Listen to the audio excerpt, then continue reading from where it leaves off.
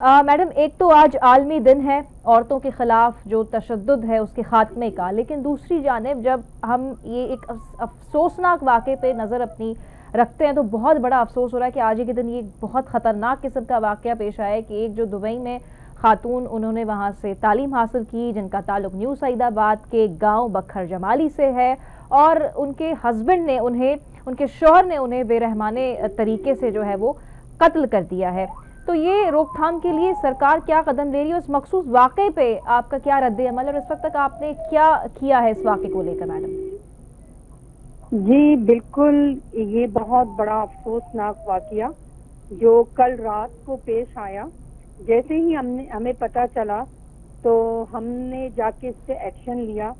जिसने किया है वो तो गिरफ्तार है और लड़की की जो फैमिली है वो हमसे राब्ते में है। अब मजीद देखते हैं, आज तो उसकी तदफीन कर दी है उन लोगों ने।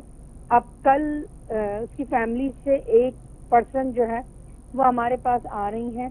अच्छा। वो मजीद हमें डिटेल बताएंगी। जो मजीद डिटेल हमारे पास आएंगी वो फिर हम आपसे जो है वो शेयर कर लेंगे।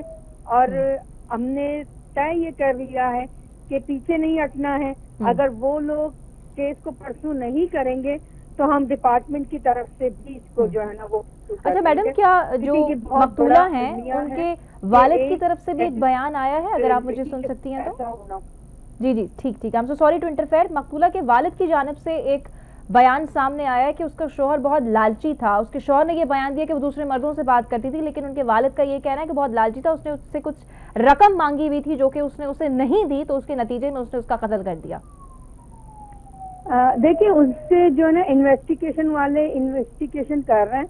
अब जैसे ही वो इन्वेस्टिगेशन कर लेंगे उसके बाद जो भी चीजें सामने आएंगी हम आपसे शेयर कर लेंगे। देखिए, कोई लालची हो, कोई जो भी हो, लेकिन किसी इंसान को मारना तो मसले का हल नहीं है ना।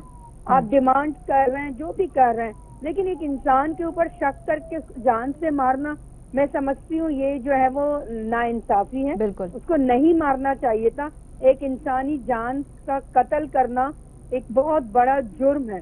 आप उसके पीछे कुछ भी कह दें, कोई भी इल्जाम लगाएं, लेकिन कत्ल जब आपने किया तो समझो आपने बहुत बड़ा जुर्म किया है। और एज अ मिनिस्टर, तो इस तरह के वाकयात को रोकने के लिए मैडम, आप जड़ से खत्म करने के लिए कौन से इक़दाम ले रही हैं?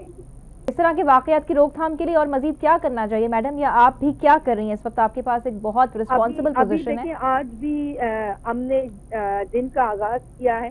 16 डेज एक्टिविज्म हमने स्टार्ट किया है। तो उसमें हम कोशिश ये कर रहे हैं कि हम अवेयरनेस सेशन करेंगे,